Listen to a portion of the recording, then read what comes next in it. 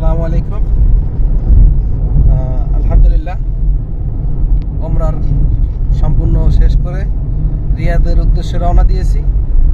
আর আজকে যে আমাকে আপনারা ড্রাইভিং স্টার্টিংয়ে দেখতেছেন, আসলে অনেক হতাশ হতে পারেন যে তহিদ গাড়ি চালান শেখুক বান্দা। আমার যে ক্যামেরাটা মানে ভিডিও ক্যাপচার করতেছে হাফিজ ভাই, যে আমার বন্ধু, যে আমার ভাই, সেই আমার ওস্তাদ এই গাড়ির জগতে। আমি কখনো এই 4 চাক্কার গাড়ি আমি চালাই নাই, তো মোটামুটি ক্লিয়ার। এই যে রাস্তা এখন গাড়ি চালাইতেছি, এই রাস্তাটা হলো 140-এর Medina to Riyadh high road. দেখেন আমার সামনে তো সব গাড়ি যাইতেছে, অর্থাৎ আমি 120-130-এর ভিতর থাকতেছি, আর ওগুলো 40 ওভার করতেছে। যখন ক্যামেরা দেখতেছে তখন ওরা 40-এর মধ্যে থাকে, কেন ওরা সিনিয়র ড্রাইভার। তো যাই হোক, এইখানে আমার যদি গাড়ি চালানো সম্পূর্ণ হয়, সম্পূর্ণ অবদান থাকবে হাফিজের। আর যতটুকু হয়েছে এটার জন্য সম্পূর্ণ অবদান হাফিজের, এটা আমার কিছু না।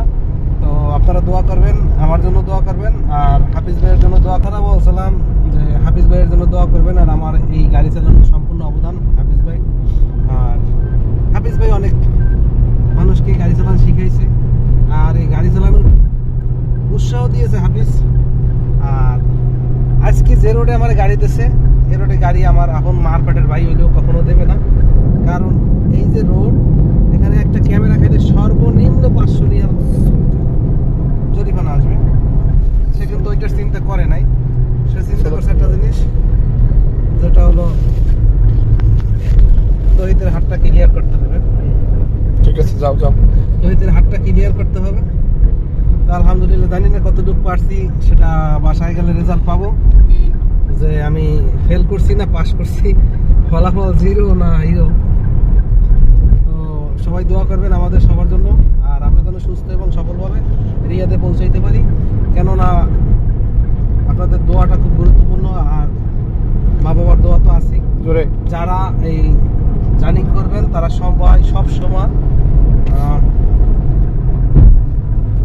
পরিবার, আত্মীয় স্বজন, প্রিয়জন, মুরব্বীদের দোয়া এবং ভালোবাসা নিয়ে যাত্রা শুরু করবেন। যেন কারো কষ্ট দিয়া, কারো মনে আপনারা এই ধরনের বড় ধরনের জার্নি পথ যাত্রা করবেন না।